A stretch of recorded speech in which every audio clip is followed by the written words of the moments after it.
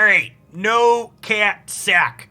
This was a deck list that someone brought to the last Hoglandia Open. That is a deck leveraging things like Priest of the Forgotten Gods and Woe Strider as sacrifice outlets, but then it isn't playing any of the cat oven nonsense that you're used to with a lot of sacrifice decks in the format. It's got Collected Company at the top end. It's got Grizzled Huntmaster with a variety of toolbox creatures out of the sideboard to tutor up.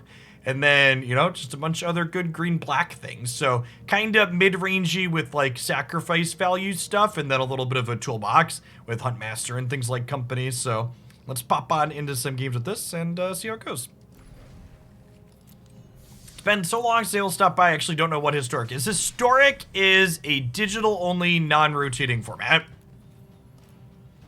So if you haven't been keeping up with Magic, Magic is now doing rebalancing of cards similar to Runeterra and other digital card games do.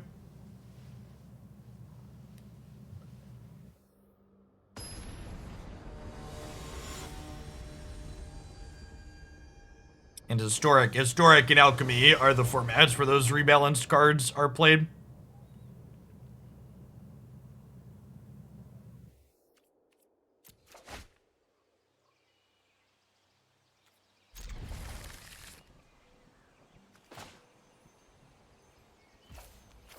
See, it needs another land, but it's got a cantrip.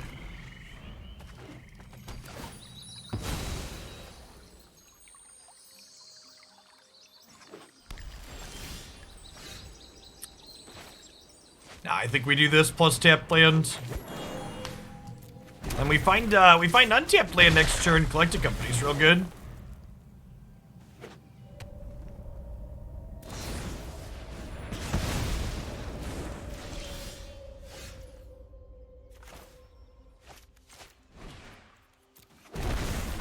Alright, let's do it. 5/5/5.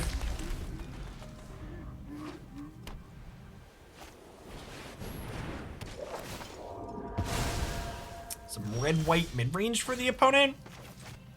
Be a third color we haven't seen yet. Two basic planes, I think, would imply two colors generally.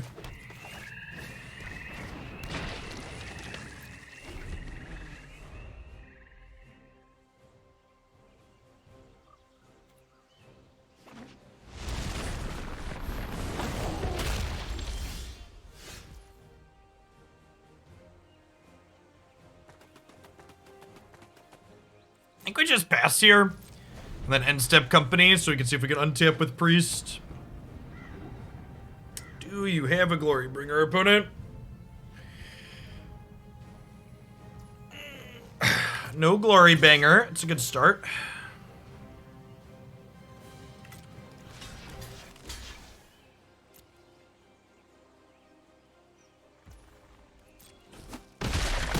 I'll trade these two for the Bone Crusher.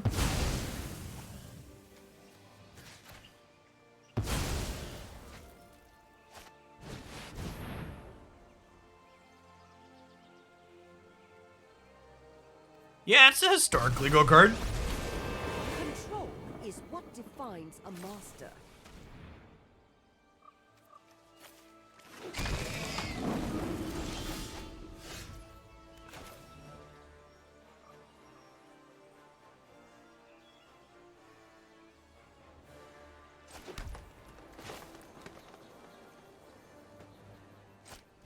Alright, so we Grizzled Huntmaster, and we turn Llanowar Elves into something useful. So 25 months red tomato. Let's get rid of these extra ones out of my deck.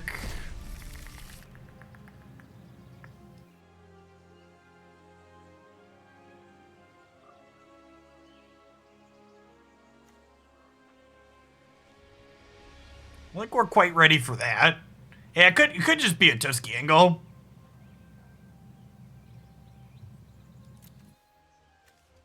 Oh, the Graf kills a Planeswalker, right? Oh yeah, that's totally that one.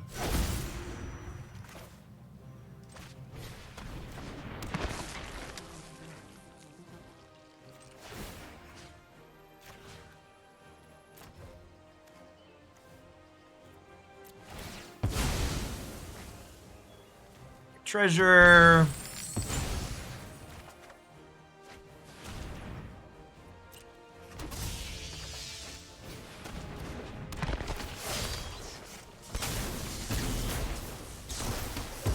Thanks for the match. Crunch. Lurrus looking pretty reasonable as a main deck card.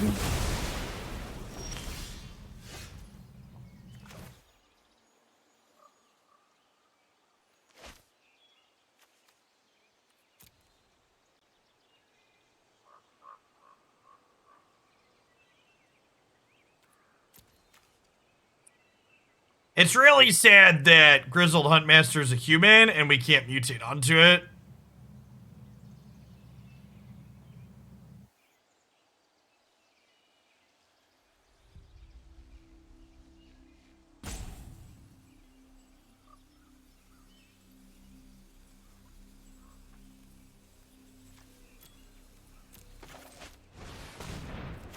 Just gonna play Woe Strider and pass, I think.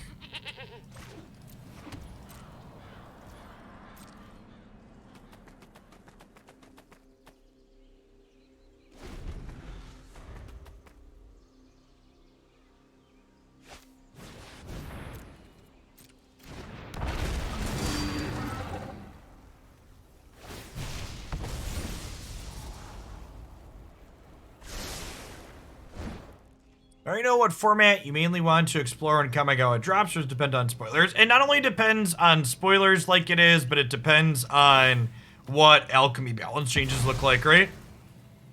I think alchemy is likely to be the format I'm most interested in playing, but, well, that card's an incredible draw.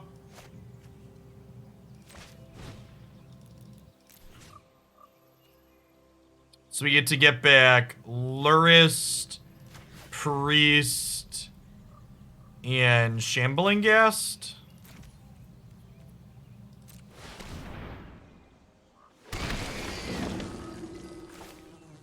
And we can cast this to the bin. I have to manually load the magic extension. Thanks for the reminder. Untapped. Untapped is generally good software, but the fact that it doesn't auto-load is really annoying.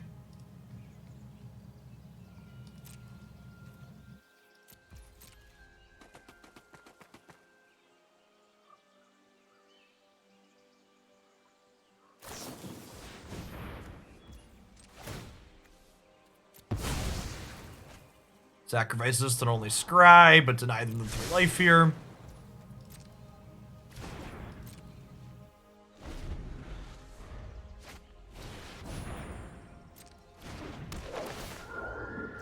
I'll toggle that if I feel like I want it, Winmagus.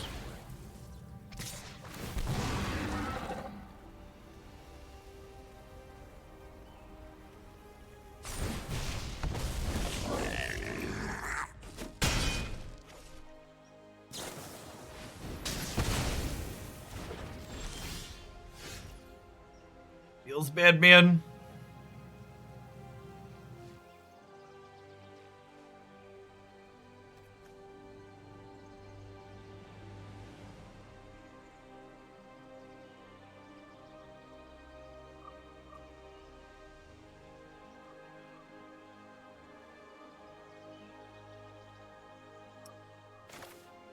I'm gonna aim for the high roll for next turn.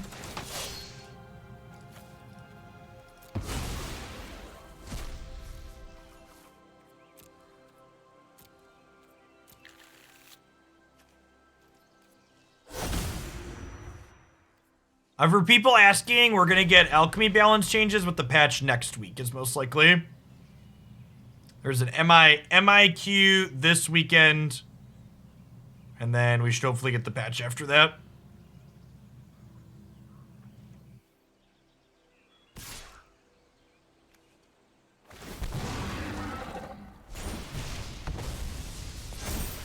Treat Huntmaster here.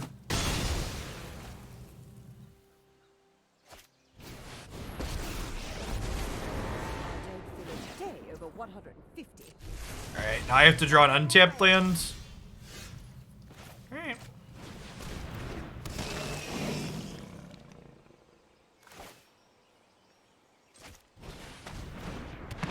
This is like like kind of gassed yet.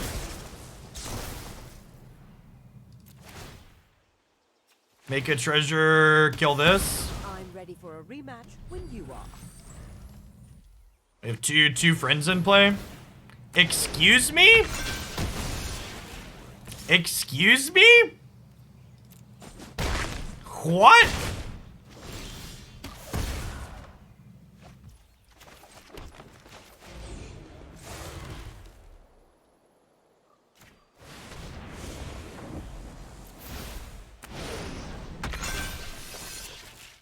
All right, 10 total power or less. So we want to get back Lurrus, 3, 4, 5, 6.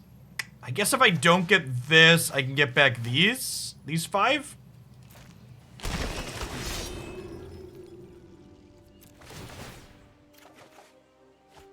And you know what's kind of gas too, chat? This Grizzled Huntmaster conjures copies. So I'm gonna exile this Priest of the Forgotten Gods, and I'm gonna go get another Apex of Death.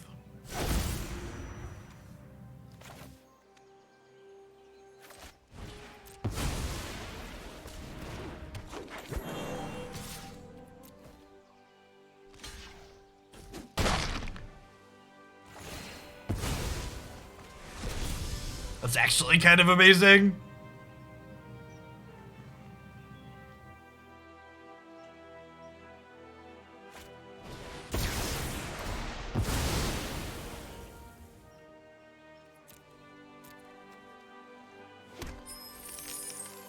Let's see if they have a way to finish this. Yes, if I mutate onto this, we get 20 power back.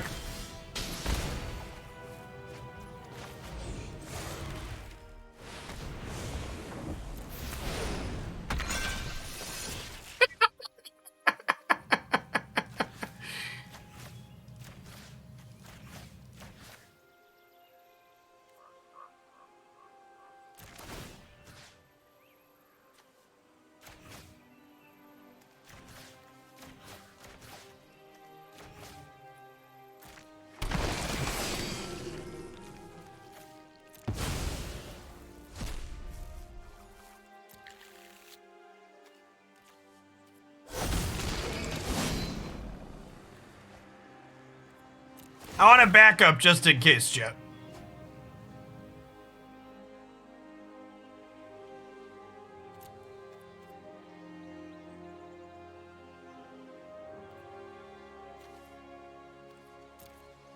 Nah, I think I want the Woe Strider.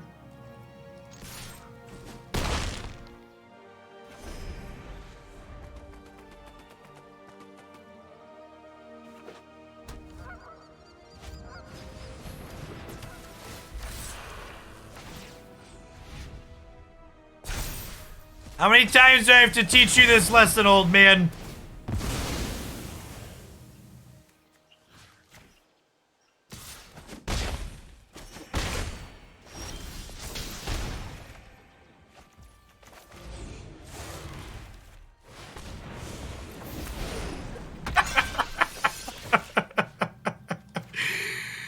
Oh, God.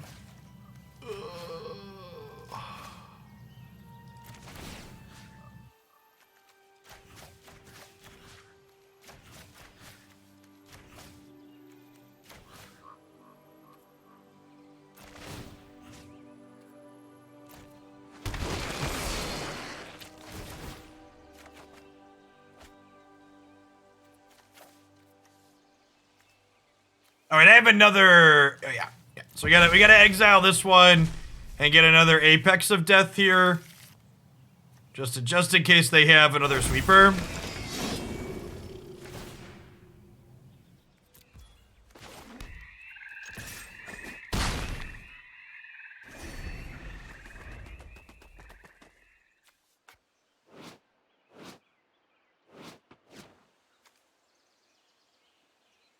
How do you expect to beat death itself, opponent?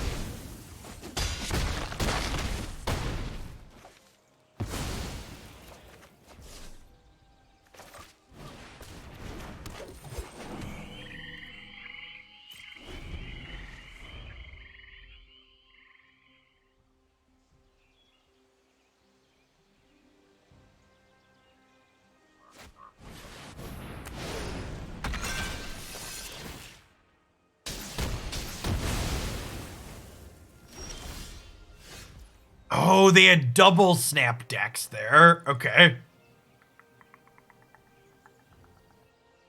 Oh.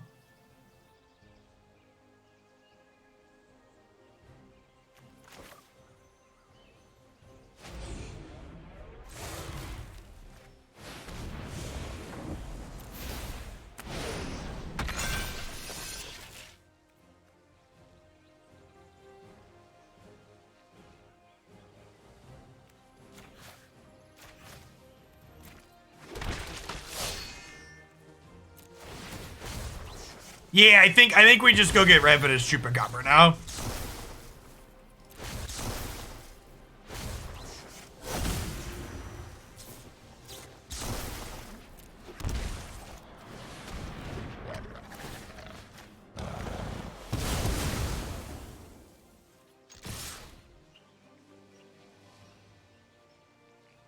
Sweet 11 months, Trench Canary, welcome back.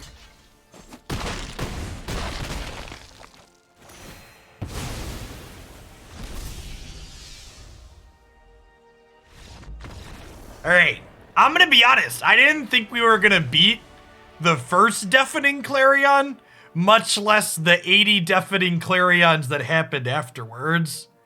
That's kind of great. I think it might be a click submit angle, chat. Hey, Polar, well, thanks for keeping up the sub, and I'm glad you're enjoying the YouTube stuff. Appreciate it. The boys are back in town. I think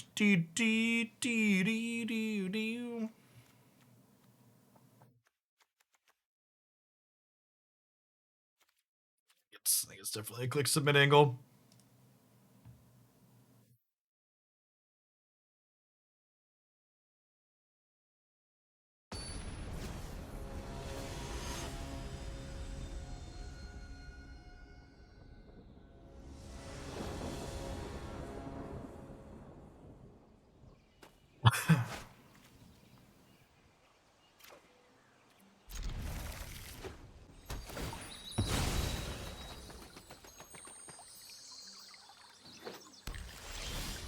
Oh, by the way, chat, on the back of Phyrexian Tower, our deck can turn to Collecting Company.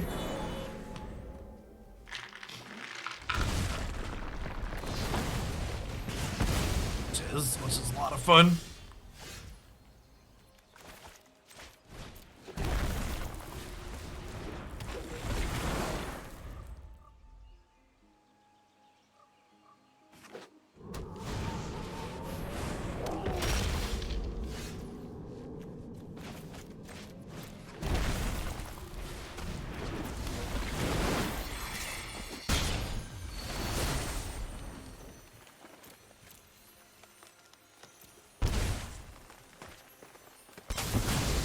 Elf for their Bone Daddy here sounds great.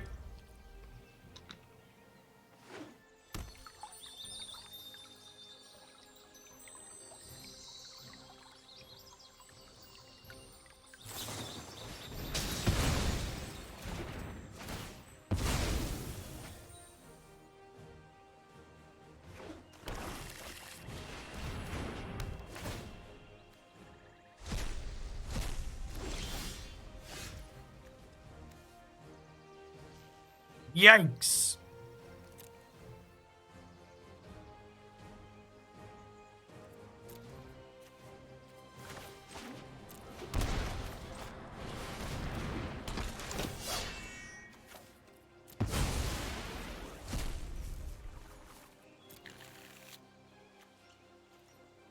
It's a good thing I brought my toolbox with me.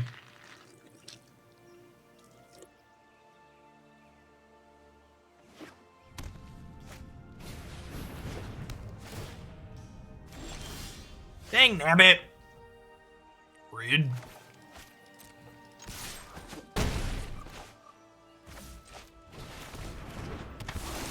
This is the downside to playing a deck that does something powerful like this with the graveyard. You just get hosed by sideboard cards. It's part of the territory.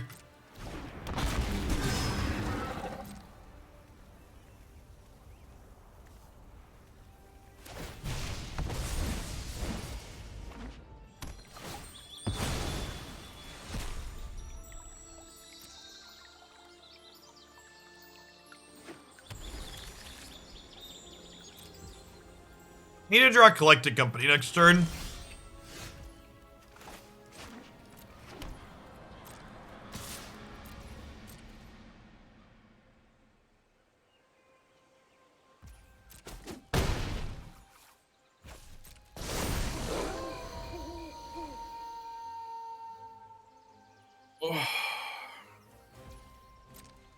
I guess this attack means they get a freebie with this, so maybe that's not good.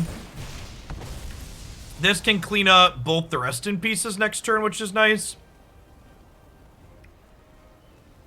Hope everything goes according to plan for you, Chef Seth. Also, if it's anything like when my most recent was born, Haley, Christy was set to be induced and her water broke the day before, so, you know, just be ready anytime between now and then.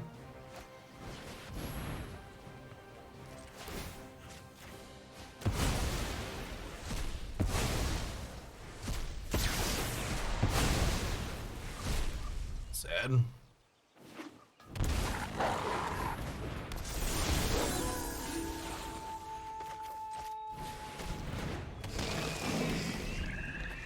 You know what they're having, or is it going to be a surprise? I assume they're having a human.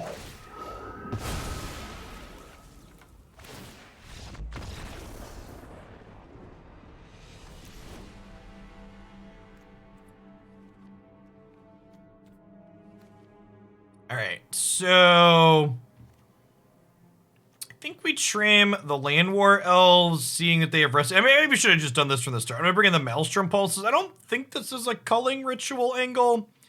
We just leave 2 elves in. It's very likely that the current sideboard of this deck has too many 1-ofs in it, and we want some more real sideboard cards.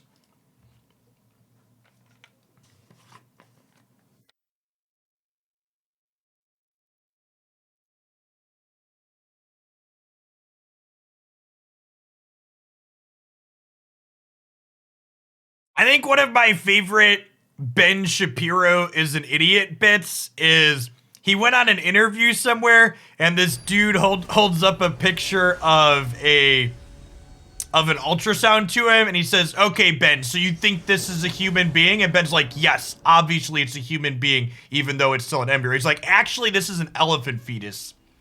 And it was just like, what a fucking idiot.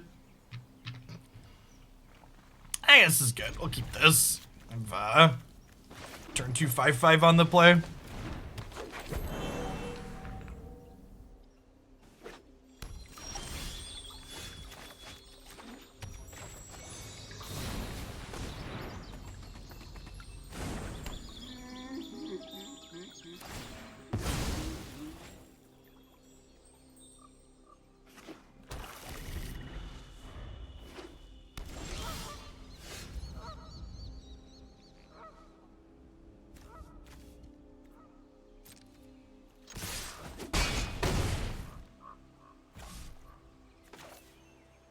I'm gonna play Cursebound Witch.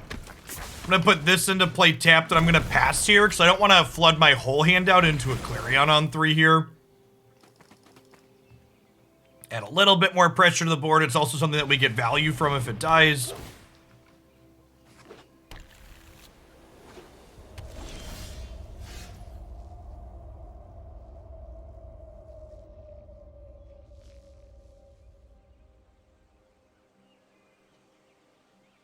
I really wish we had something to tutor that would insulate us from sweepers. I guess Blood Artist kinda does that.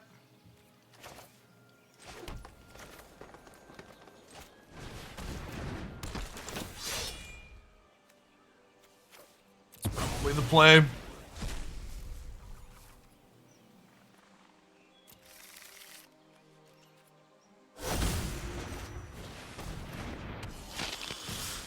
I'm holding the Shambling Ghast rather than the Priest because Ghast lets Lovestruck Beast attack.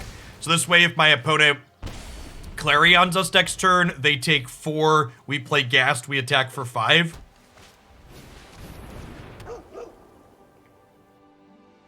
Ooh, Nightmare Shepherd's an interesting one. think it's vigilance and lifelink. There's so many keywords, shit.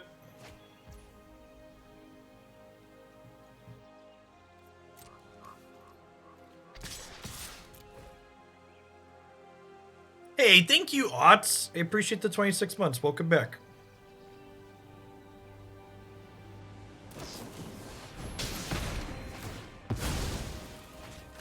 This might be a play priest to force the sweeper if they have an angle.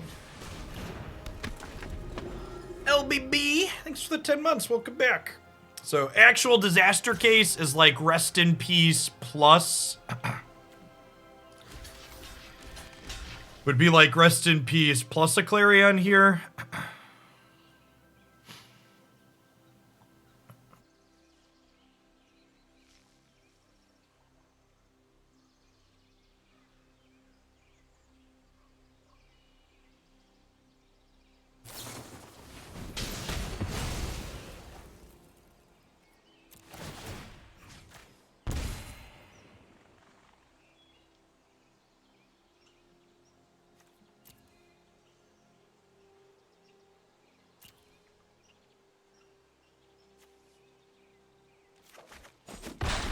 I guess losing all my 1/1s here is not great.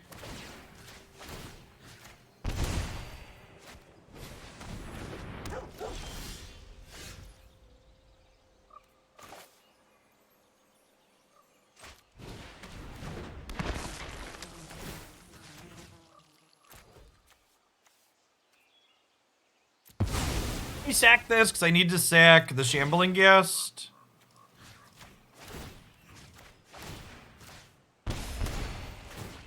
And then we're gonna have enough mana to Rankle here.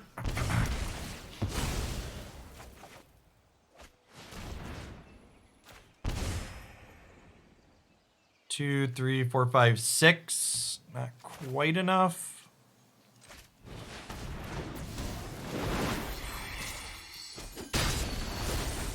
We're actually 1 point of damage short, right?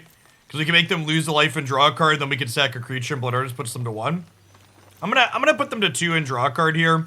It lets them draw a card as well, obviously, but they need leg. Oh gosh, chat, we'd have killed him. Oh wait, this is lethal, right? Okay, so we go sack the priest, you lose 1, put Cursive Leeches on you.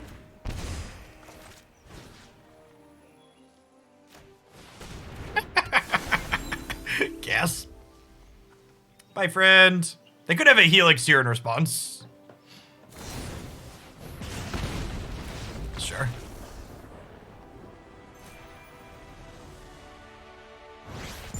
I don't know if this deck we're playing is good, but it's got very brain tickling lines.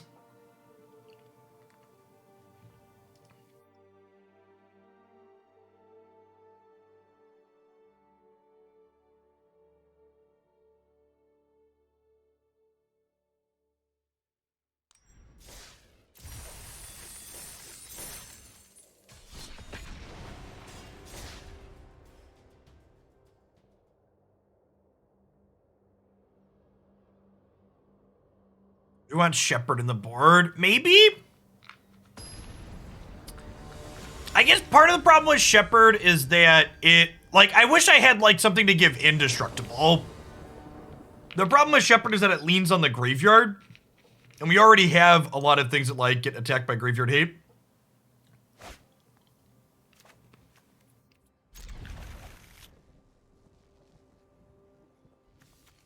Alright, 5-color Niv.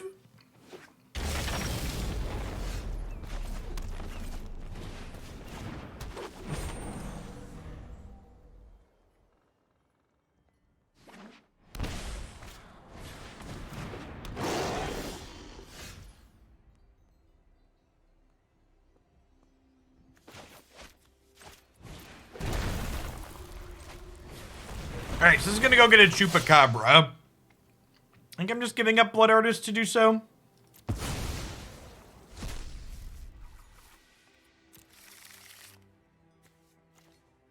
Be able to kill this next turn. Hopefully they don't Clary on me.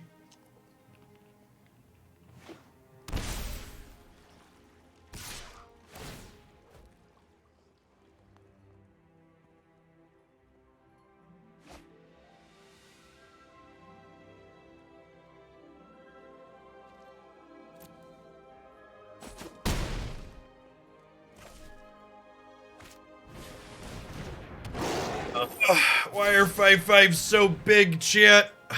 That's brutal.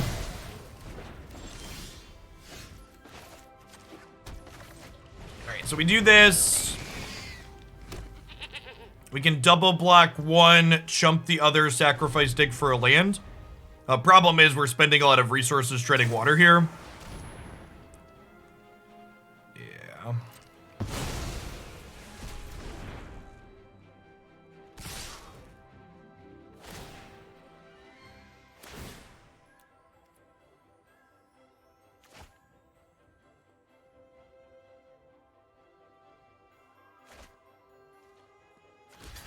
We'll take a draw step before we concede.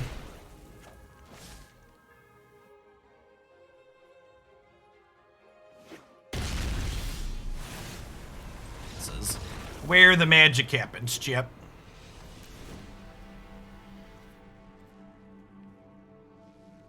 I think it's gonna be the same board plan as the last control deck we played against, just like 2 Maelstrom Pulse in, 2 Llanowar Elves out. Just kind of an individually weak card for a utility answer, so we can try not to get run over by 5/5s early. So I know they beat us down that game, but in general, their deck's pretty aggressive.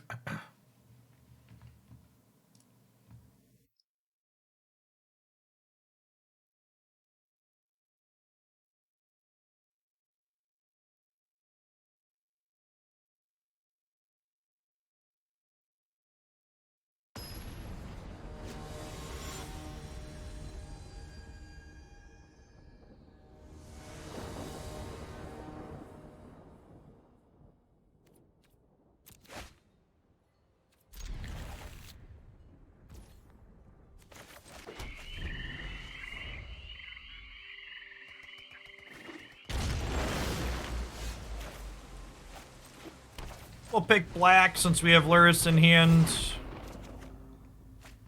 Nice. Third land, just like we drew it up.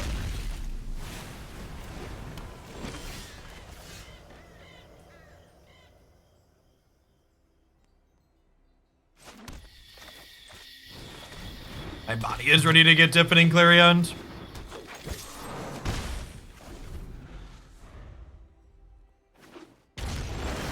All right. We didn't get swept. That's a good step one.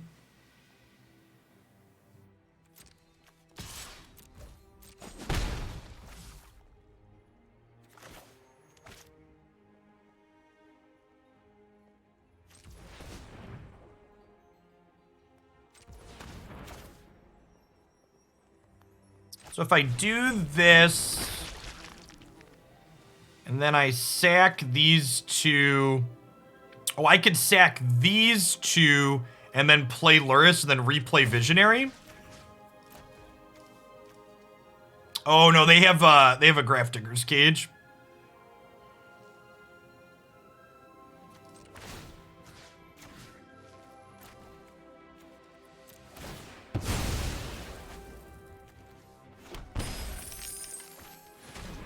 Okay, now I have 6, so I can Maelstrom Pulse the Cage, and then Callous Bloodmage draw a card.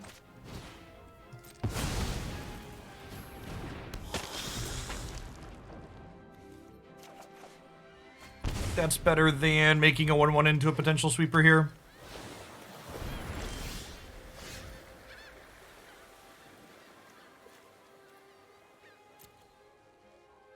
Huh. I think we just attack for 2 and pass, right?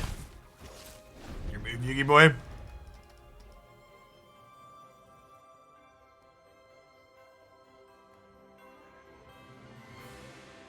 Just passing with 4 mana up. Nothing to see here.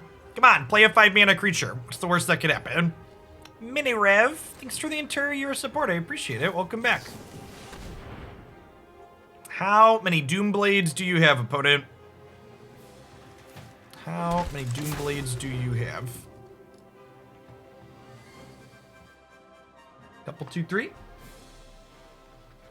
Please, that second one for bird before the starter ship freeze. I'd probably freeze it. Thank you.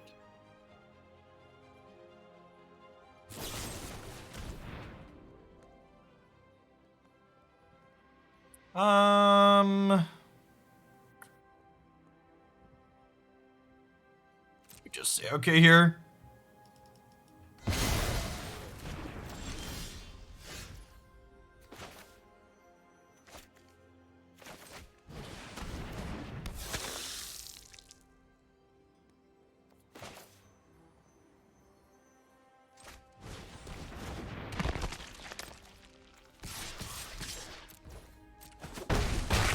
Why did they shock if they had nothing to do? Were they like going to play this and then realize it was a terrible idea into my priest?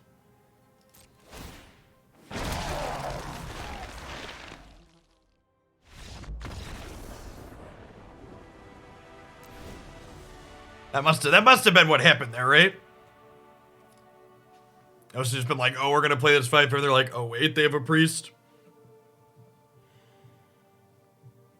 I was expecting like double or triple removal spell there.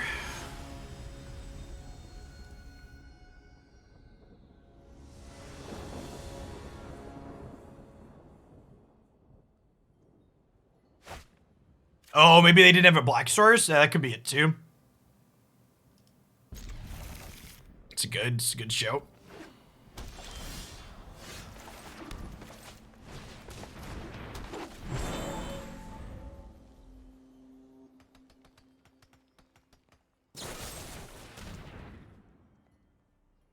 What is with the full client hangs? That's a relatively new feature.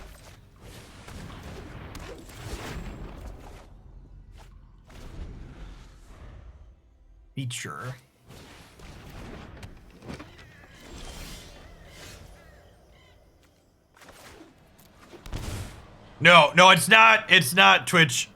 The server client has been stalling and crashing for other streamers too. Good stuff. Eternal quality, chat. All right, Huntmaster is gonna go grab us an Outland Liberator here. That seems like something great to be happening right before. Seems like a great thing to have happening right before you're about to have an MIQ this weekend.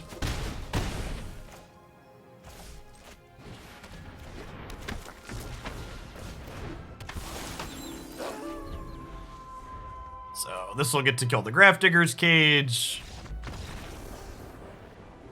Or them. You can just, kill them.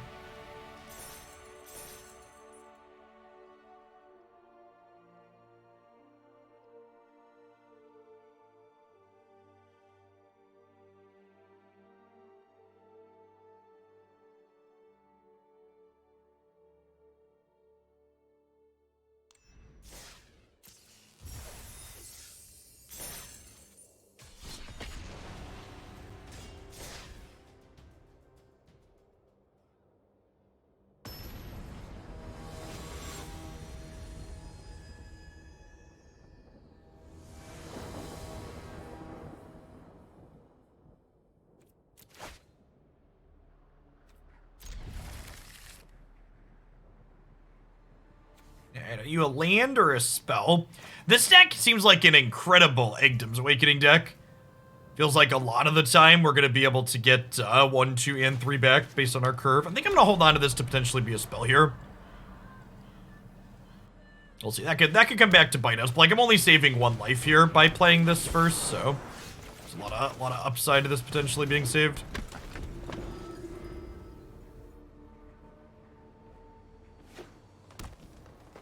Snow-covered forests, you say? It's a part where they play a 3/3 and then Blizzard Brawl me?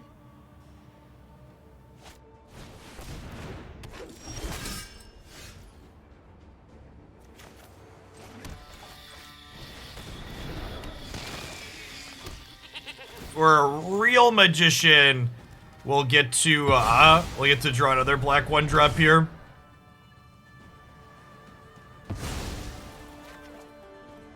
Never lucky.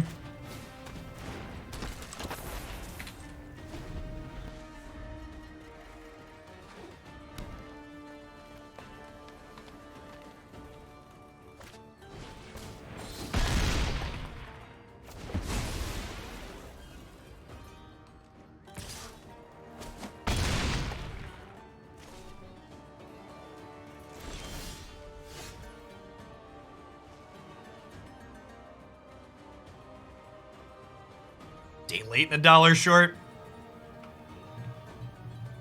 This is looking like it's gonna be a land here.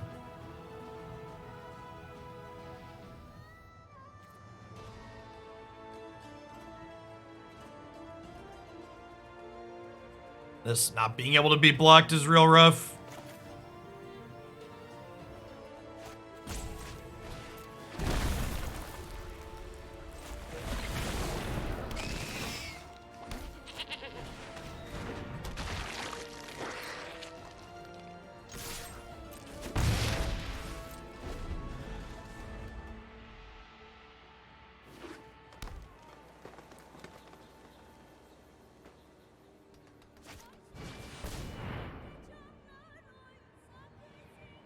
Gross.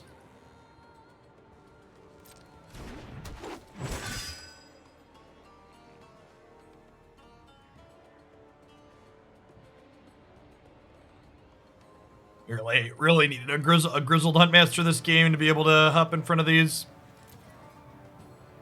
They have another Blizzard Brawl? Basically. Oh! Oh, they messed up, chat! This is actually huge for us.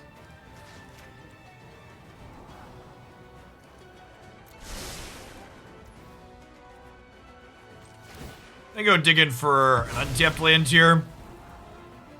Keep a collected company. What's going on, Marty?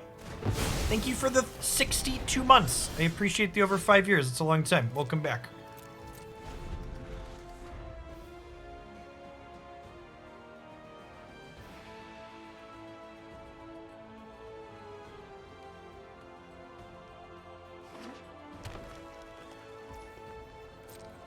Scryed top and no play. Very unlucky.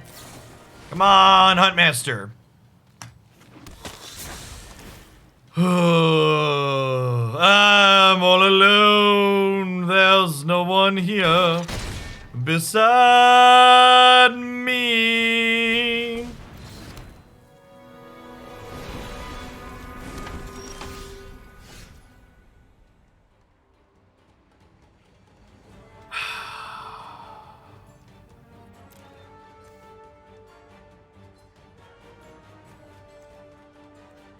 So I can't draw land to escape this back either.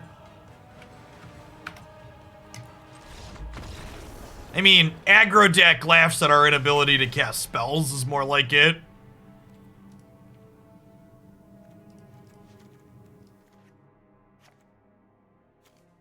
The game was 100% about not having a fifth land, and the collected company bricking obviously didn't help. But if we'd have had a fifth land that game, we probably would have been able to overcome the fact that collected company was a rancid stack of variants at 31 hits in our deck.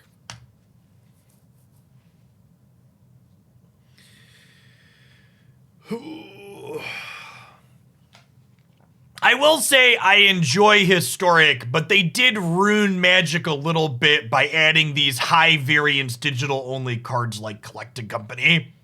Magic was a much better game at its core when we didn't have these really random digital only cards.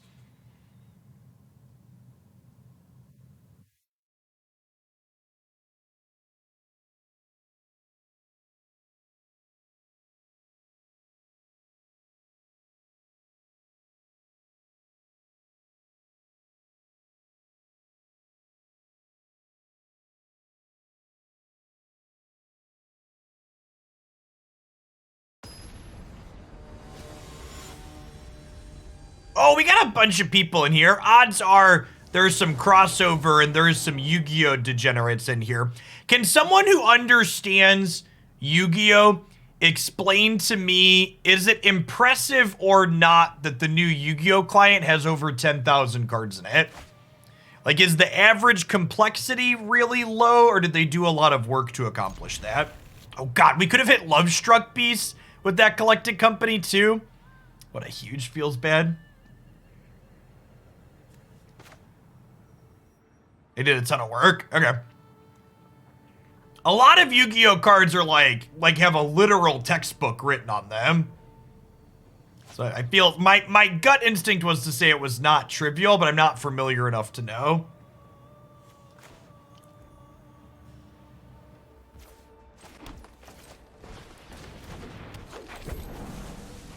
In comparison, to make the other Magic players in the audience a little bit sad here, Magic the Gathering Arena has about 6,000 unique cards on it, and Magic the Gathering Arena has existed for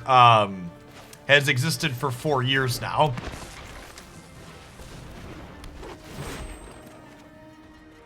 Yeah, Yu-Gi-Oh! Released a client with 90% of their paper cards at launch, and Magic Arena is still like 25% 4 years later.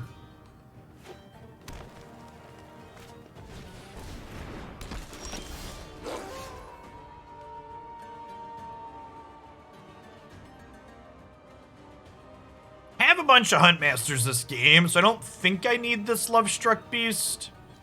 I think I'm gonna do this and turn Lovestruck into a Chupacabra here, because we'll eventually draw Blacksore's famous last words.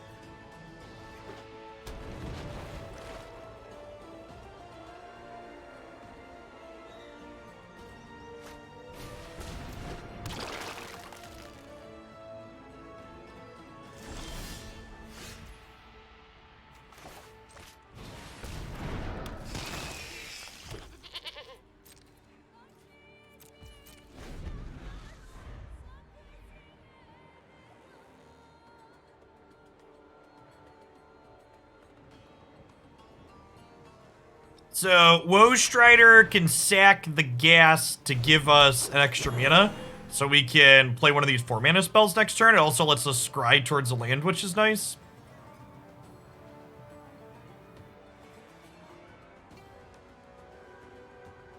I am told that Yu-Gi-Oh's gameplay is mostly turn 1 and turn 2 combo kills. So I don't know that I personally am going to explore the game too much.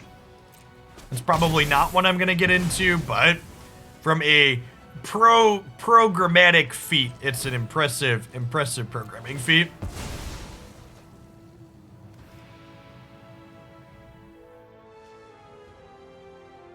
We're going to sack my O1 here as well if we don't see an untapped land on top.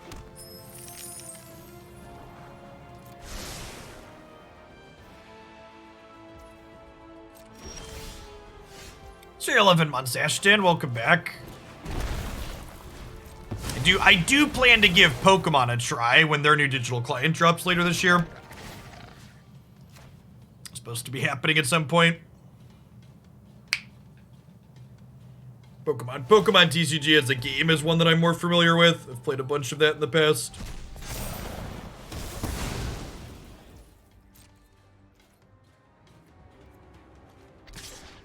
Attack with this. Leave this back to defend. Maybe I'm supposed to do the opposite.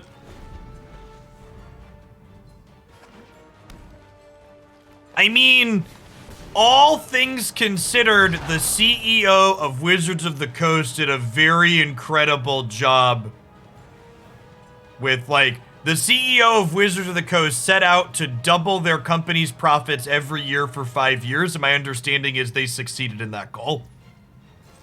That type of thing gets heavily rewarded in corporate America.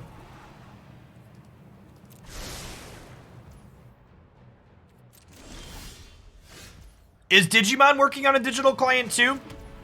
I saw they released a new paper card game, but I just didn't poke at it at all because it was paper only, and I'm not really into paper games too much. I play a little bit of paper Pokemon with the boys, but outside of that, not really.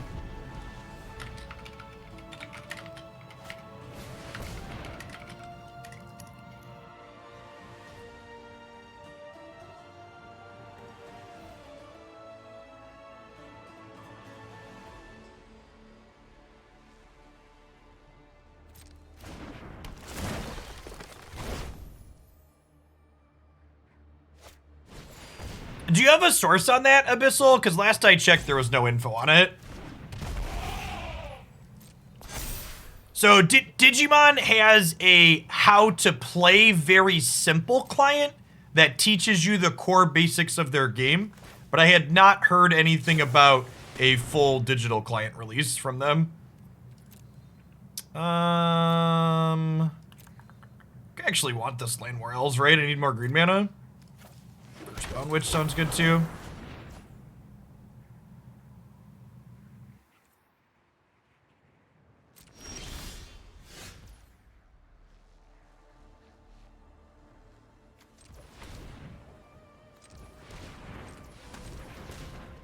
I think I'm gonna do this now, because if I find a Grizzled Huntmaster off of this, I can turn this Huntmaster into a way to kill this Great Henge, which would be ideal. Double Priest should do some work down the line, too.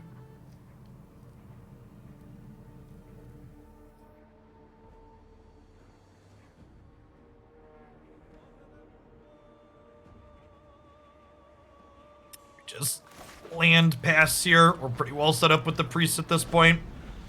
Hey, Guy Fox, thanks for the prime. This is my full-time gig and I wouldn't be able to be here without folks like you, so thanks for keeping me around.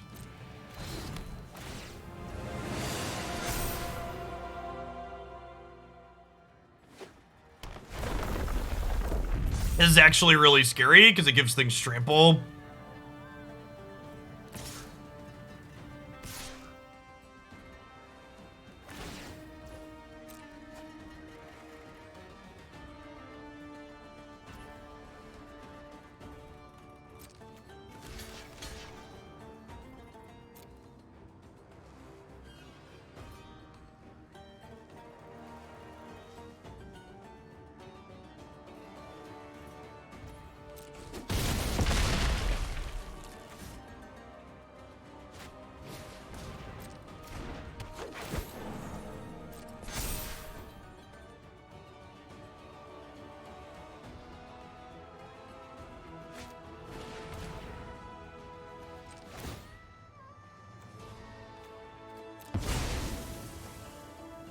This might be a Massacre Girl angle, chat.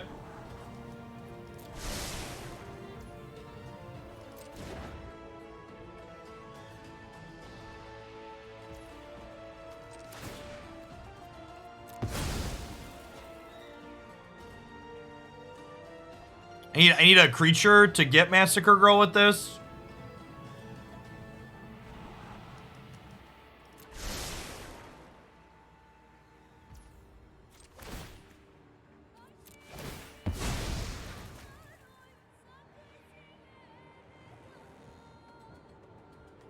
Oh, the witch lets us draft one. Yeah, good call.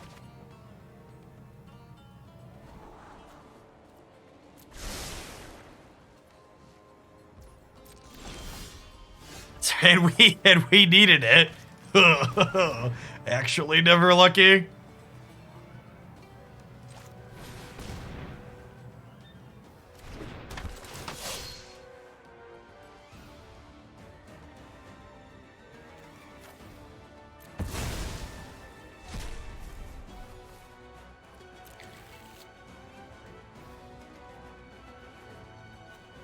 I guess we Massacre Girl. The problem here is that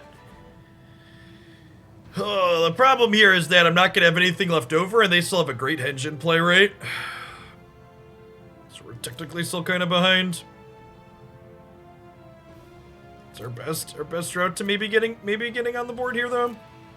I have 1, 2, 3, 4, 5, 6. If this was untapped, I could this, but it's not, so we can't.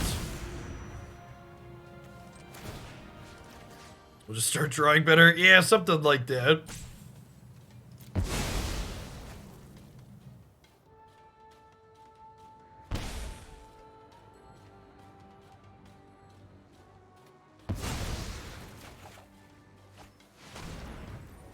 Okay.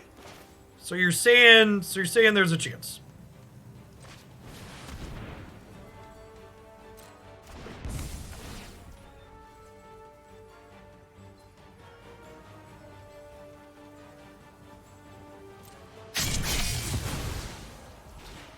Okay, now I can sack this in response, and it'll trigger Massacre Girl. We have to let the first trigger resolve first.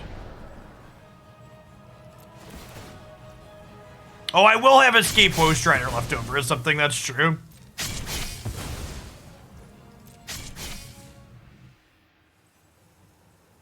The question's gonna be how many cards they get to draw with Hedge next turn.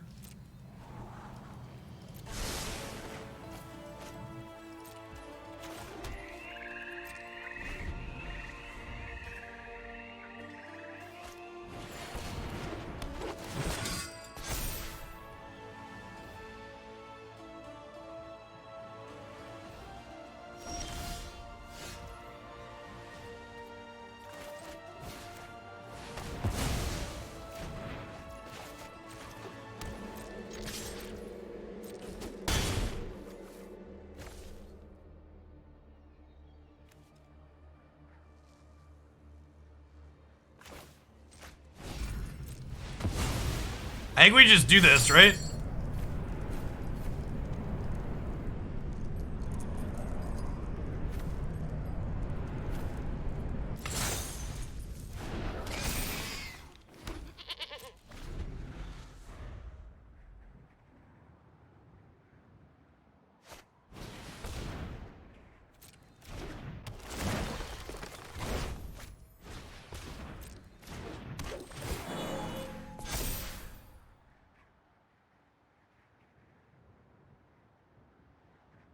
Lizard, bro.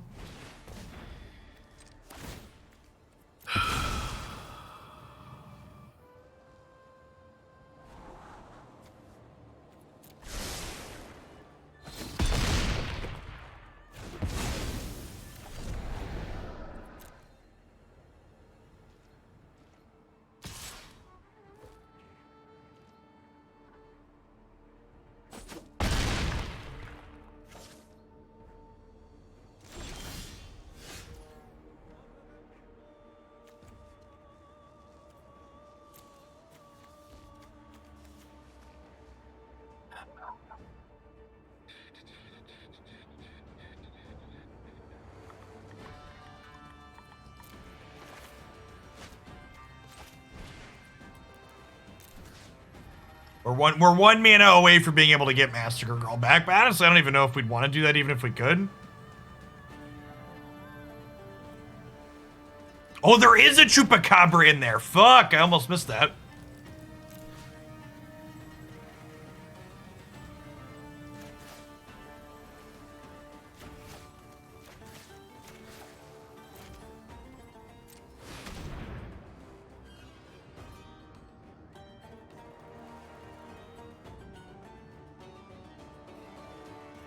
So very in the lame. Thanks for the prime. I really appreciate the Bezo bucks. Thanks for keeping me employed.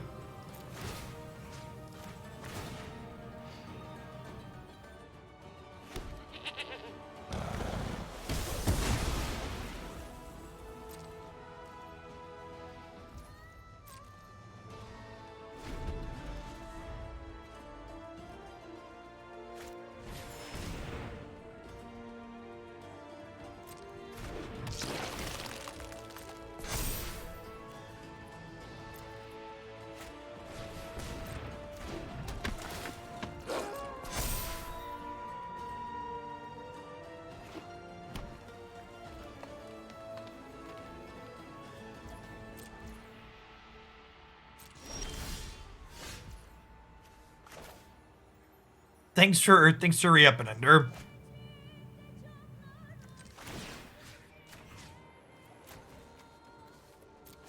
That's the part where we draw land after they drew running spells.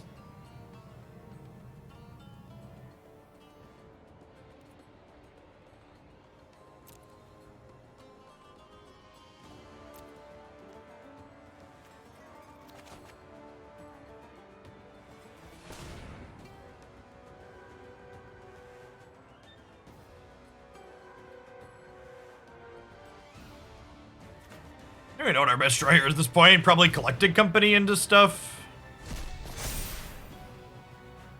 Not sure what stuff entails exactly. Oh, you know what? Grizzled Huntmaster would have been good there, right? Because Grizzled Huntmaster would have let us turn this into another Chupacabra to kill the Skoos. And then I think we'd have enough blocks to not die to this. Maybe not. This would have been a 6. Yeah, we would have had enough blocks for that. Unfortunately, we are going to draw running lands in a row after they drew running spells, so we are dead.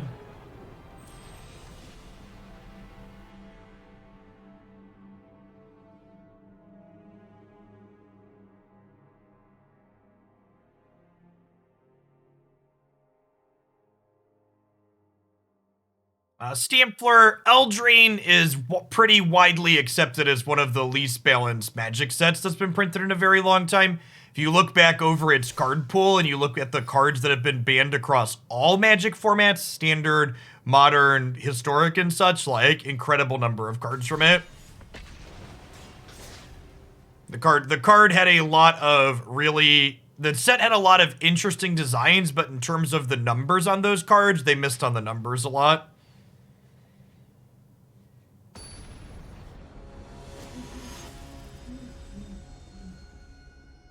The problem with something like Meathook Massacre Mad Sai is we don't have any cards we can cut for it because we need to keep our creature count high in order for Collected Company to be consistent. This deck currently has 31 hits for Collected Company, which is about the floor, especially when you consider 4 of those hits are Llanowar Elves. I think the Enchantress deck in Historic is one of the many decks that has very polarized matchups you can play in this format. It's very good into creature decks that you can lock out of with the Solemnity 9 lives. However, if they're not a creature deck and your Solemnity 9 lives won't play, you're gonna have a real bad time.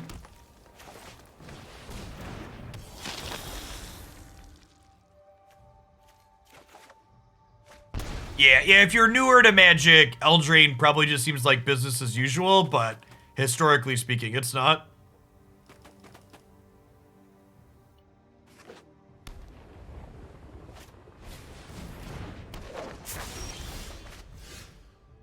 The real negative EV to having submode off, though, is it makes putting submode on reminds some people to use their Prime subs so they can chat.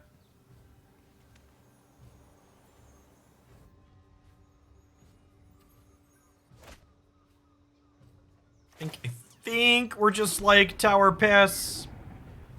Speaking of, thanks Boo Shoes, appreciate it.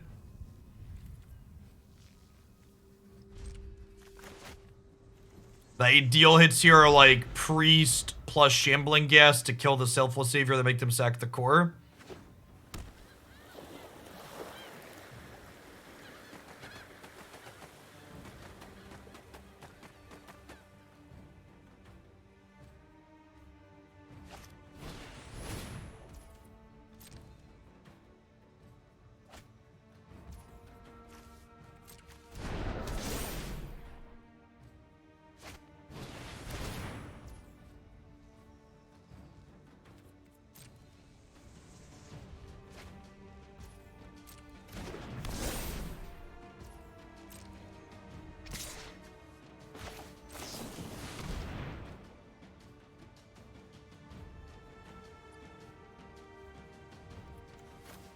That's not terrible.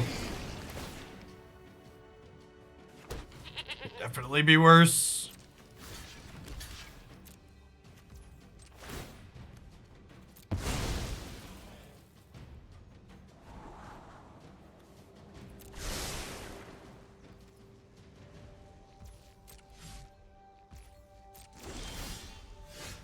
Alright, well, there's a priest.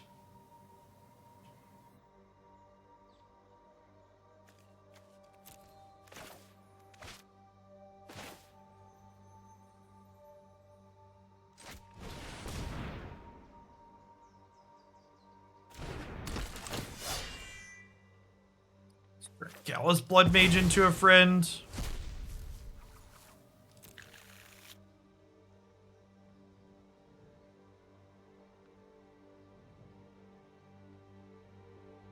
It's just Chupacabra.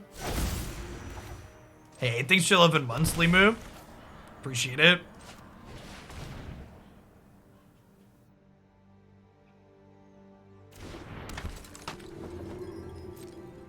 And remember, they don't know what creature we got with Grizzled Huntmaster, because this is a digital card, so you don't have to reveal it like a paper boomer to make sure you're not cheating. The rules client just make sure we're not cheating. All right, if that's their line, we're actually in a pretty good spot here. Rats.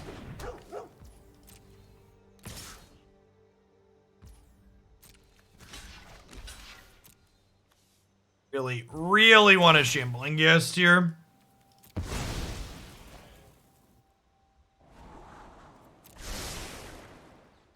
Okay. So you're saying there's a chance.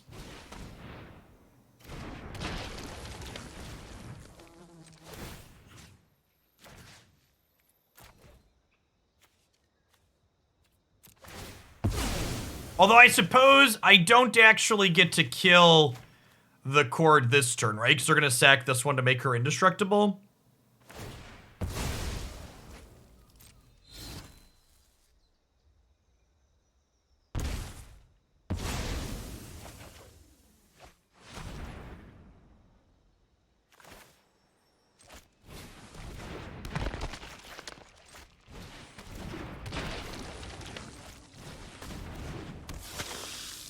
Oh, we could sack Ghast Tower and then Strider it back. Yeah, that's true.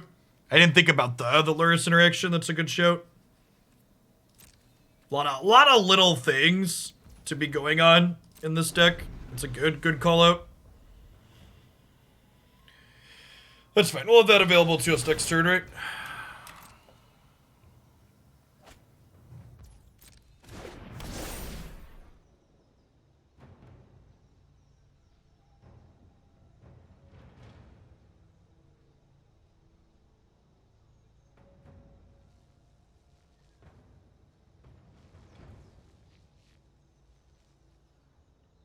Yeah, Chupacabraing first to kill a dog is much worse than the suggested line, though.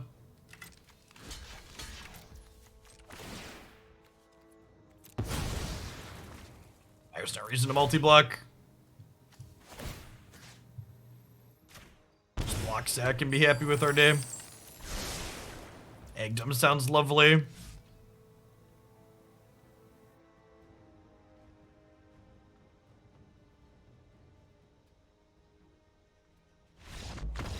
Yeah, they're kind of locked up by Priest, huh? Man, it feels good to shove that deck in a trash can.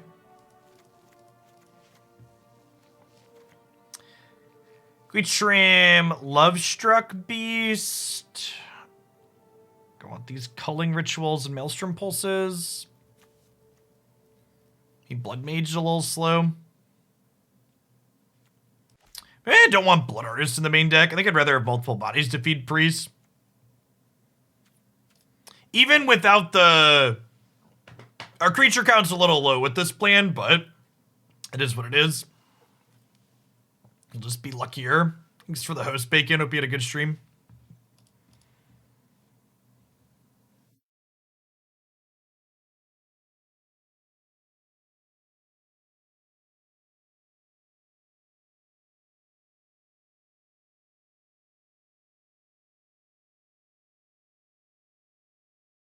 Some people play games just to enjoy winning, and the Auras deck does a whole heck of a lot of winning.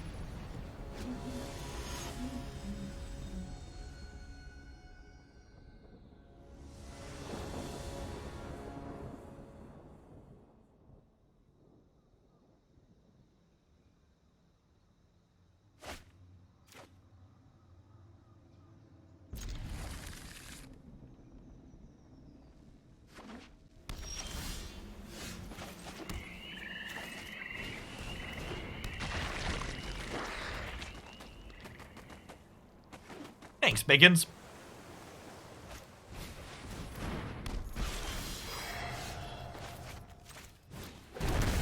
Well, we were gonna Elvish Visionary, but now we shall Priest. Oh, I should have attacked there. That attack was free.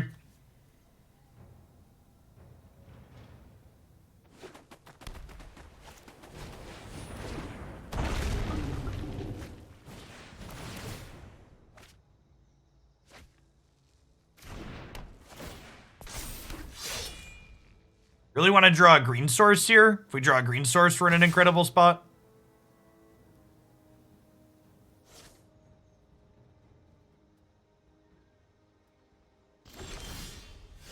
Okay, so the green source means I get to go Visionary into Priest, sack the Shambling Ghast, kill your 1/1, make you sack a thing, and then Maelstrom Pulse your other thing just to fully clean them out here. And we still have a Priest in play for next turn. I forgot how satisfying playing with this card is. Just shoves these creature decks into trash cans.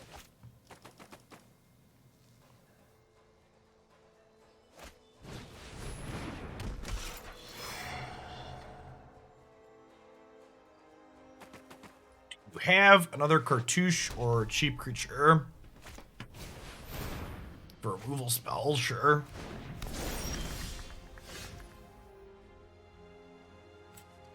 Okay. Start working off our penance here.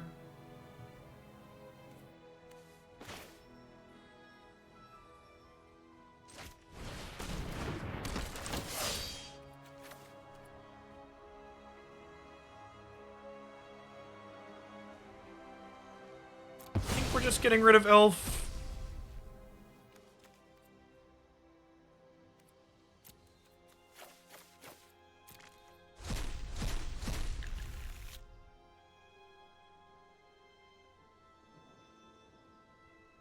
We just want a Chupacabra?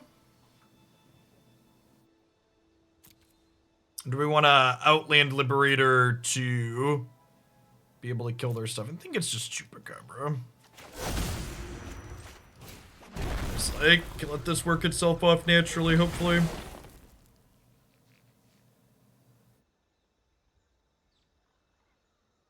No more Lurrus. There's 2 copies of Lurrus in our main deck. There are not Lurrus in the sideboard, though.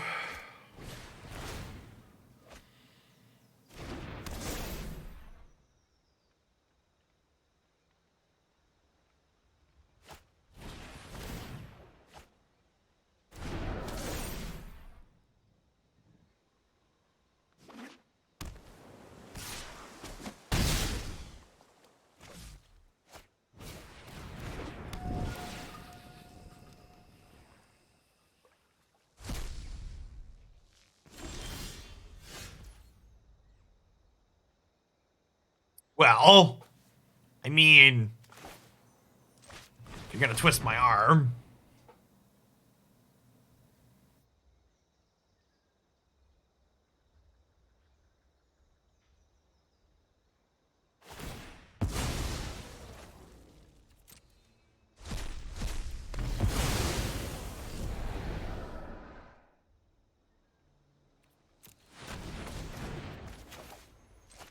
Above average draw slightly.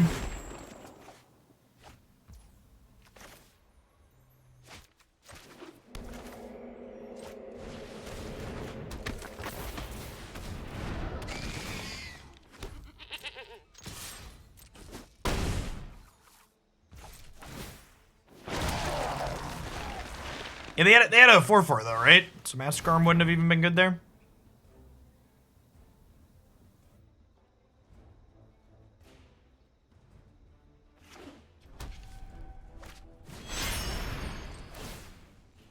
This is a bold Lurrus play out. It's fine, it's a creature that replaces itself.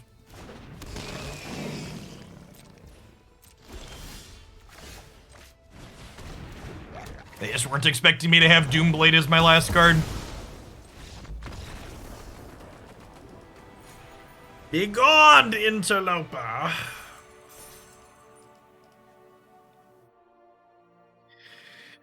Doomdog, sorry, yeah, Asterisk, Doomdog.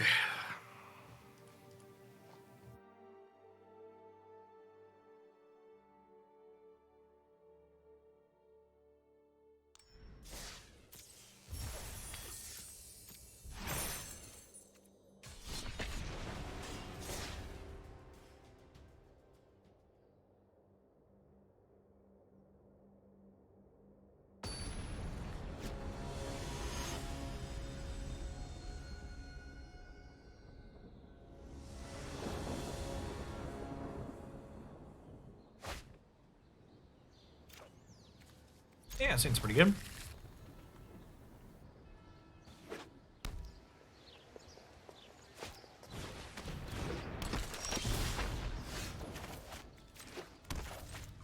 Their sacrifice deck looks like. They're probably a cat oven deck, I'd assume.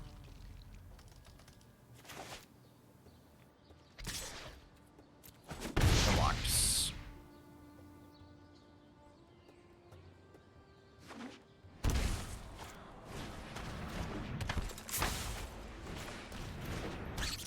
Gosh, chat, it feels like a lifetime ago that, like, Ravenous Chupacabra was a magic design we had some concerns over.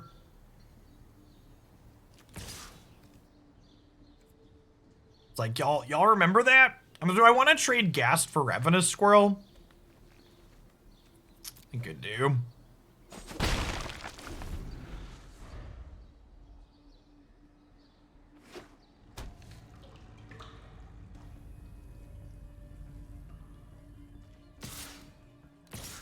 Chupacabra saw plenty of standard play. It was a format staple. It is hilariously quaint now. It is. Yeah, Chupacabra predates Fire Design. War of the Spark was when the war on magic started with Fire Design.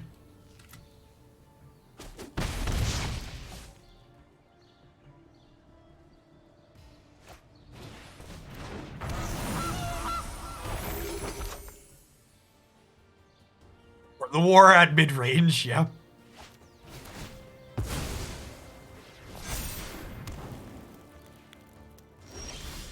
Everything changed after the war, chat.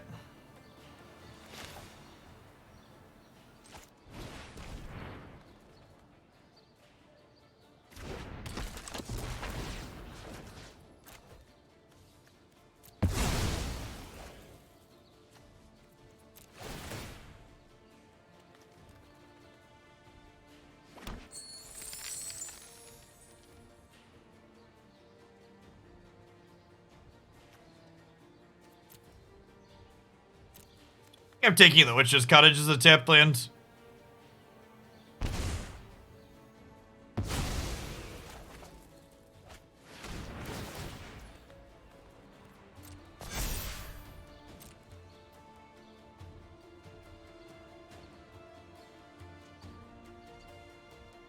What are the odds I die next turn if I get greedy and just go like Blood Artist into Priest here? Feels low. Feels low. I'm gonna let the greed flow through me here, Chip.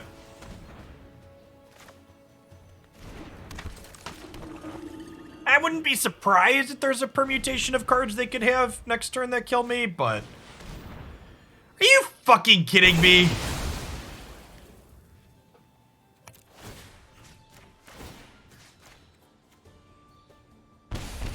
Game 1 Witch's Vengeance. I think this is my least favorite. I think this is my least favorite part of Fire Design. There's so, like, creature decks shouldn't get to play one-sided sweepers. I hate that.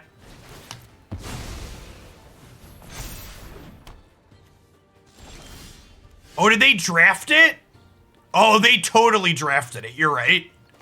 You're right. My statement about one-sided sweepers for creature deck stands, but sure, you are correct. They totally drafted that.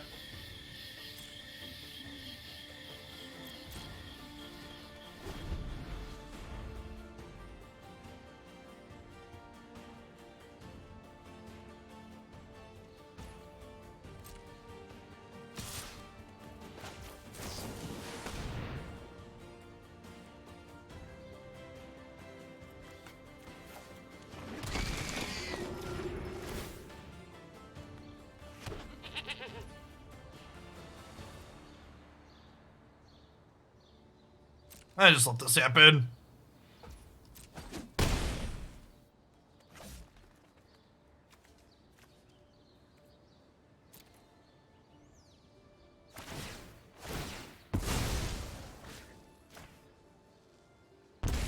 What a weird post-damage sack. Just change their mind, I guess.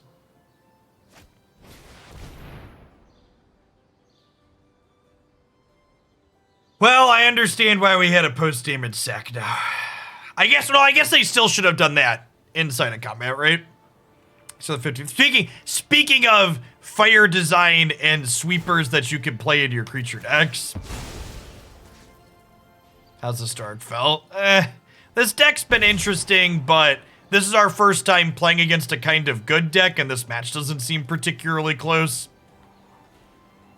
Being the person who doesn't have Meathook Massacre in this matchup seems abysmal.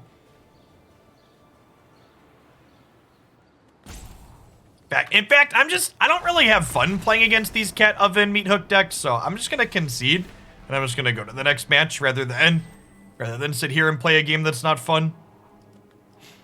Thanks for the biddy skirt.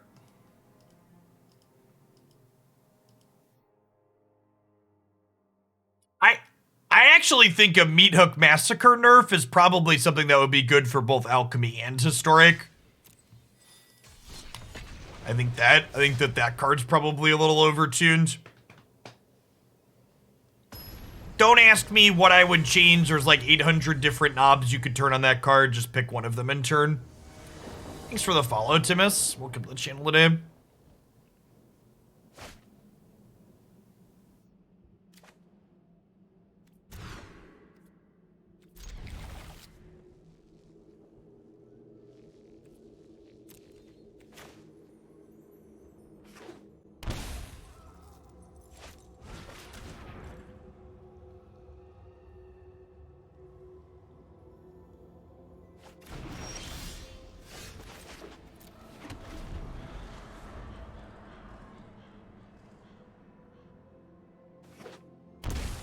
Hey, not a committee. Thanks for the 12 months. Welcome back.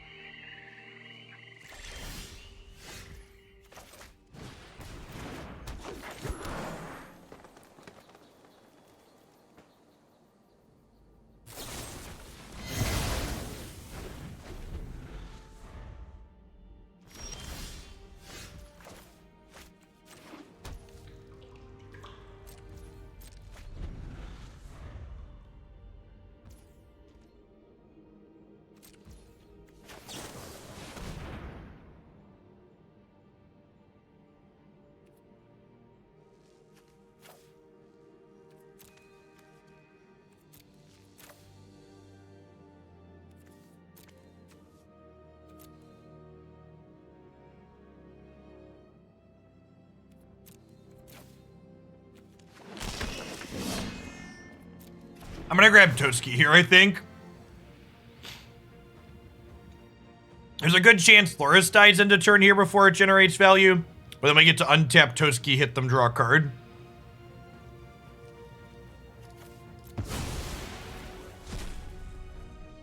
Thanks for the 17 months, Cenotaph. Welcome back.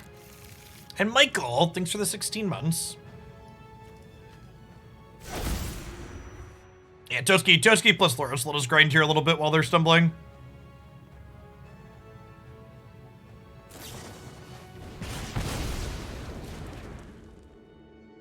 Great. They have a 1 mana way to kill this, so I get to draw a card.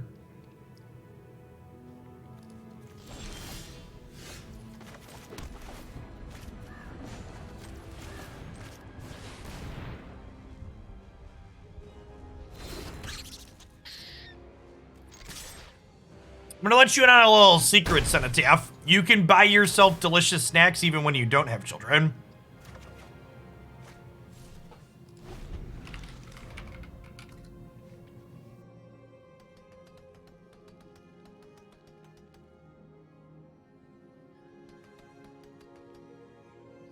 So as a fun anecdote, I shared this in the subs Discord server last night. I was like half thinking about maybe trying the new Yu-Gi-Oh client. So I did what I always do when I'm thinking about playing a game, and I do a Google search to find out who the community manager slash influencer manager is for that game slash company.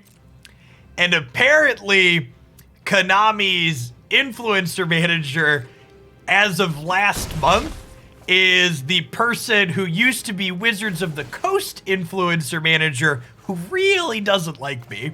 So odds of us getting anything out of that are 0 to none. So we're just gonna shelve that one.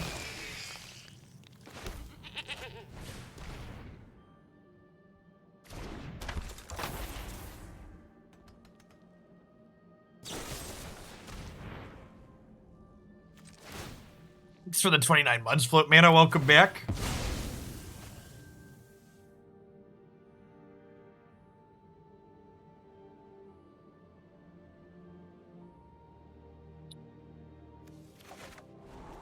Yeah, for people that haven't been keeping up, Yu-Gi-Oh! Just released a brand new digital client that has all 10,000, or like over 10,000 of their cards on. It's like almost the entirety of their card pool.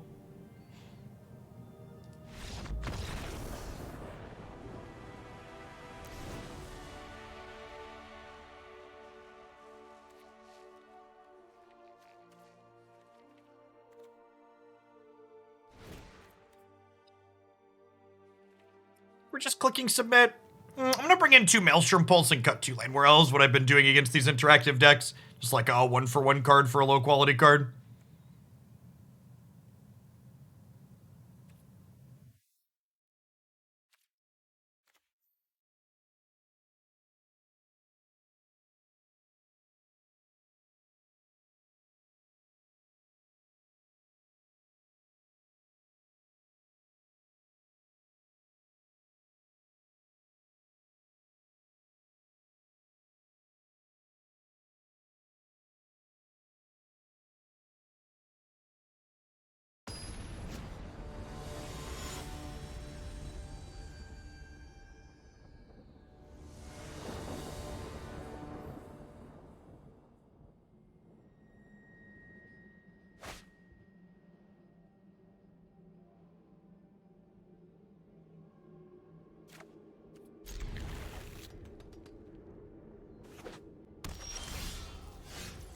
We are definitely playing the Pokemon TCG client when that new one comes out later this year. In fact, the Pokemon influencer manager sent me a message the other day and told me that they're going to send me some Pokemon TCG product when their new set releases next month. Because their physical product has code cards in it for codes for digital packs too. And my boys love the physical product, so it'll be a good, eventually turn into content and also make the kids super excited in the meantime. I don't know if I want this to be green or black yet, so I'm gonna go ahead and play Phyrexian Tower this turn. Navir, thanks for the 46 months, welcome back.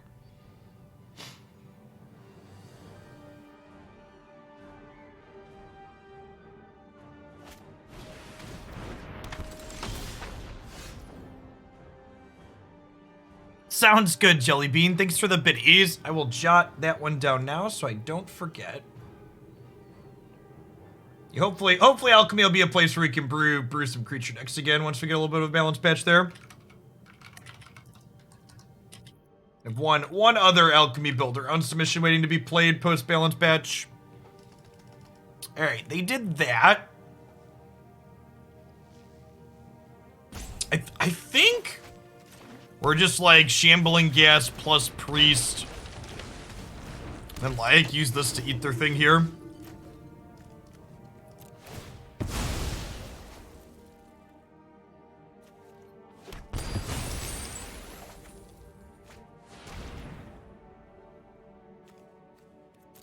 I'm actually gonna go ahead and just play the Lurrus out here naked because we have Igdom's Awakening to like bring it and friends back next turn later.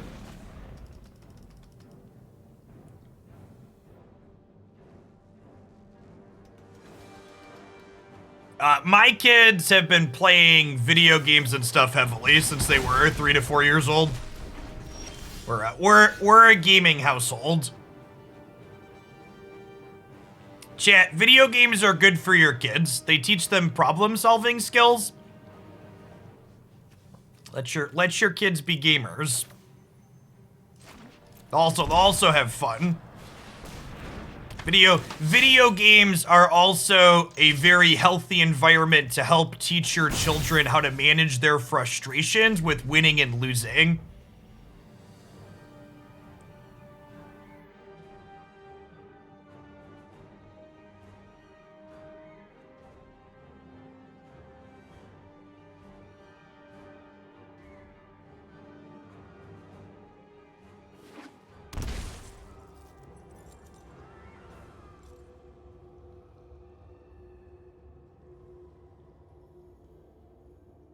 Some adults could stand to learn that lesson too. You're correct. Thanks for the 34 months, Tower Knight.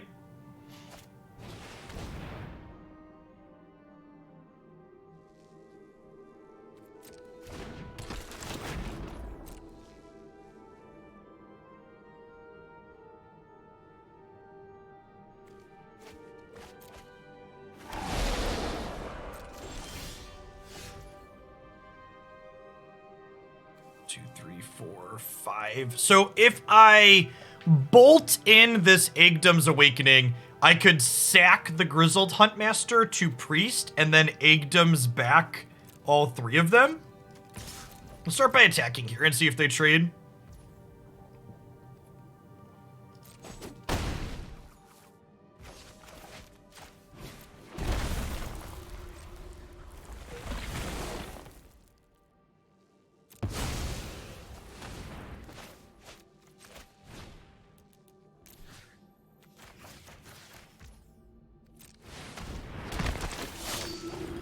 Also, for what it's worth, when I talk about video games being a good environment to teach your kids how to deal with failure, I'm not saying the video games on their own do that, because they definitely don't. As many of us know here, video games can be an incredible source of frustration as we play a low variance game like Magic the Gathering. However, the video games, I think we got Massacre Wurm here, the video games present experiences to your kids while playing them that can be teachable moments. They generate moments where you can be like, hey, you know, we need to be a good winner and a good loser is a verbiage that is said quite frequently in my own household.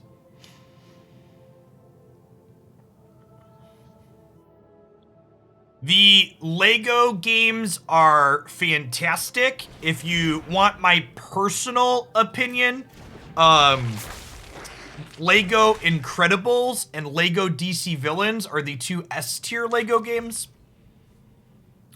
They're all varying degrees of good, but Lego Incredibles and Lego DC Villains are on another level.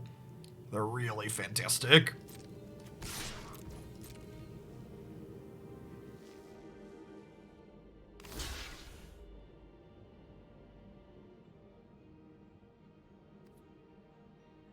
Okay, so we let this happen. And then we Priest. Do I want to play the Grizzled Huntmaster out, or do I want to...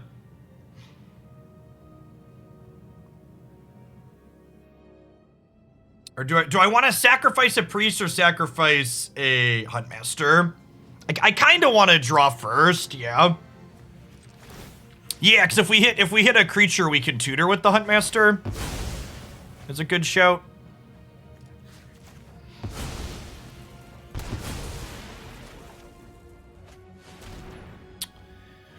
I think I'm just playing this out to apply pressure here.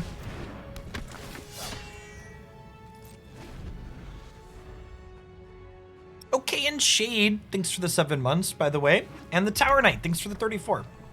Appreciate it.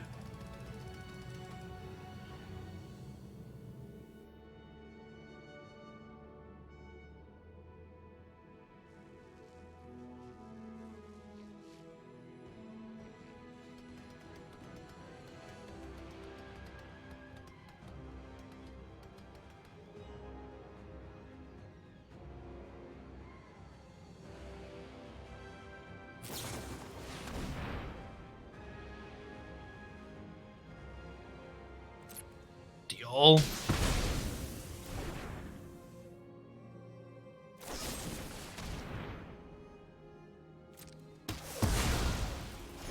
Well, we have a way to clean this out after the fact, but we're actually behind here because they have Hive of the Eye Tyrant left over.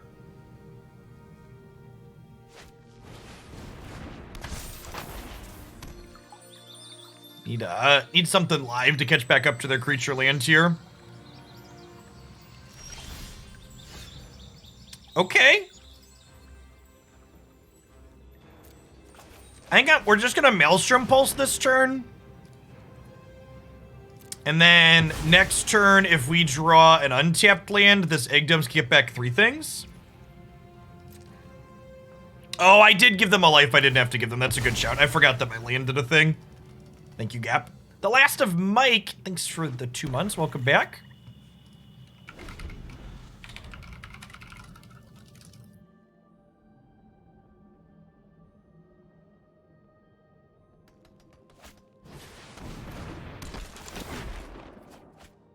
Whenever someone asks me why I'm still playing games as an adult, I ask them what I'm supposed to be doing. Then you're supposed to be miserable. Come on now. You can't just enjoy yourself like a reasonable human being. You're supposed to be sad.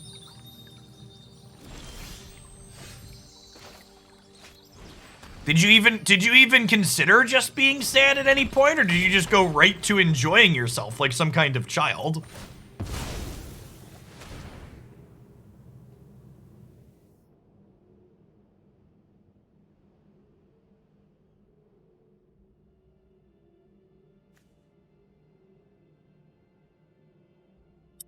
These are actually all kind of good. Is it Torment? I might just take Curse of Leeches. Like, they have a bunch of tokens. I think I'm gonna take Curse of Leeches, chat, because if they brick on a spell next turn, this is gonna turn into a 4/4 with lifelink.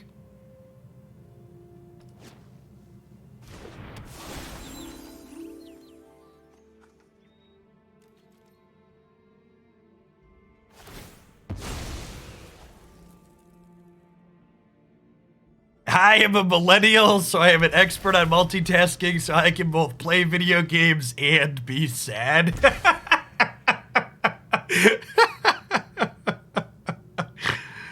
Oh, that's great. Oh, that's so brutal. I really wanted a 4/4 chat.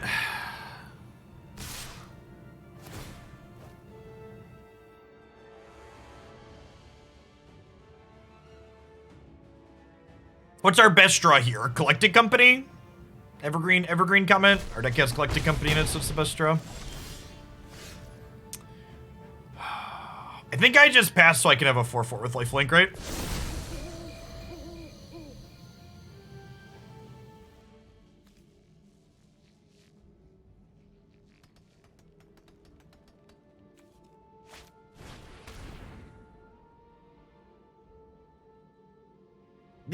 These discard spells have no right to be as good as they've been this late into the game.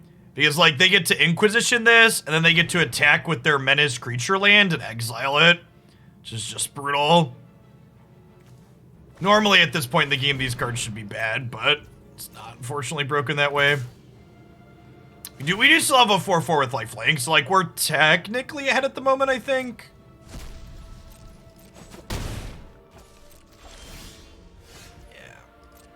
Really wish those draws had been reversed. Would have preferred the land last turn and the Woe Strider this turn, so their discard would be embarrassing. It is what it is, unfortunately.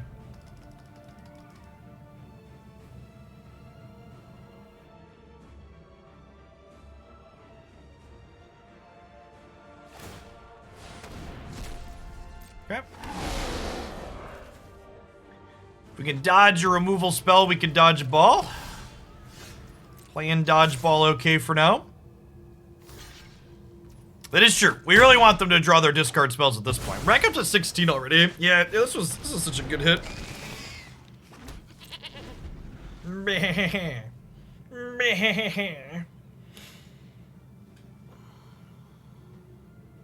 I need a removal spell for the Lurker like this turn. Maybe could get out of it if they hit it next turn, but... Yes, yeah, the Woe Strider does provide eye blocking as well.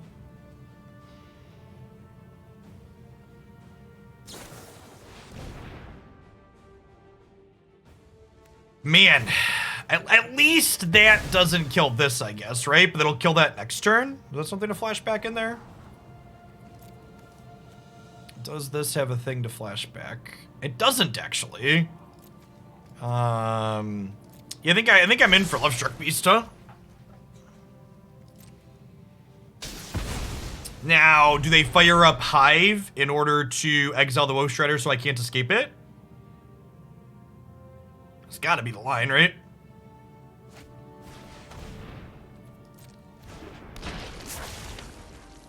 Oh, they get to flip the leech back this way. That's fine. I think that's fine.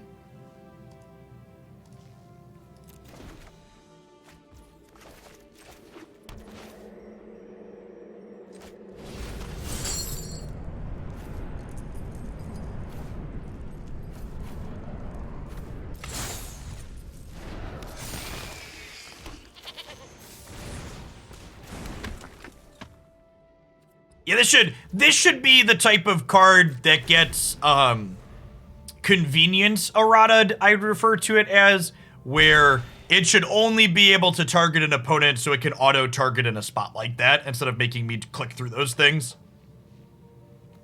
There's like some really small edge cases where you want to put this on yourself, but they aren't worth considering and you should just give everybody less clicks.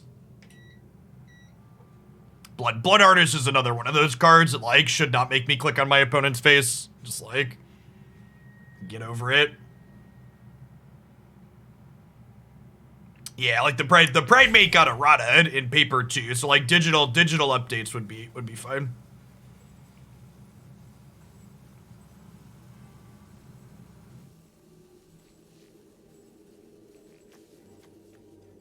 They've got deal 1s and deal 2s in here that Arcanist can flash back, but it'll die to the Woe Strider blocking if it wants to attack and do that.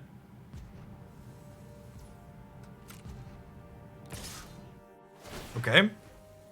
They have like another deal damage card from their hand that they're going to combo to kill the Woe Strider.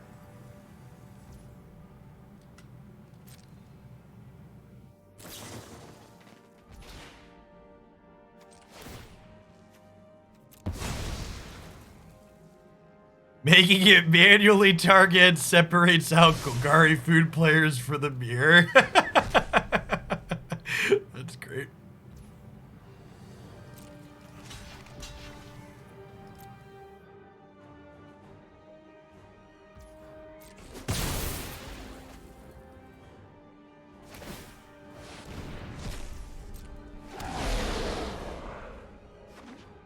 Oh, they did that so the curse didn't flip. That makes sense too.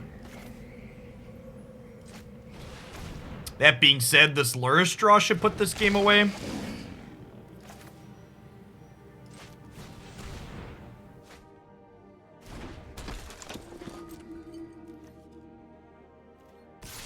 Yes, I guess they could have some kind of sweeper. It seems pretty unlikely to win from here.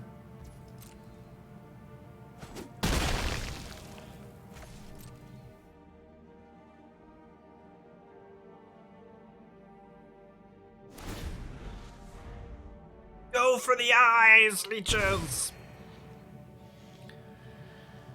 They brick on a spell, the curse flips back over into a 4/4, then they're really in trouble.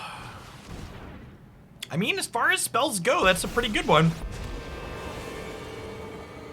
No cost is too great to quell my people's savagery. Really? That's aggressive. My ways are They have Delirium, right? Instant sorcery creature land. Hey, kill your favorite.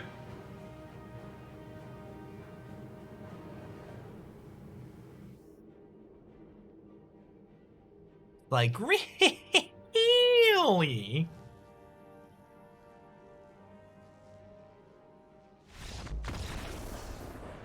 Yep. To be fair, I think they were in trouble regardless there, but I probably think they were better off making a token, because they could have, if they make a token, they had enough mana to like animate their creature land on defense as well. Okay, so the summary for this deck is one that you've probably heard plenty of times before in this format, but it unfortunately is what it is. This deck felt sweet and interesting and like it had play to it in every matchup we played except the food matchup. Against the food deck, they had Meat Hook Massacres and we did not. Yeah, so we had a lot of grind. If you missed the very first match we played, we mutated Apex of Death like 4 or 5 times, and it was really gas to grind people out. But yeah, we got massacred against meat hooks for sure. So I think if you don't run into food, this deck seems like a really sweet take on the sacrifice. But as far as the head-to-head matchup goes, you're definitely going to be a dog into all of the meat hook massacres cat sack decks for sure. And before anybody asks, we can't really play meat hook ourselves because we're a collected company deck. And like, if you look, we already only have, I guess we have, that must have been a post-board game. We have 33 hits because one of these creatures is a Rankle.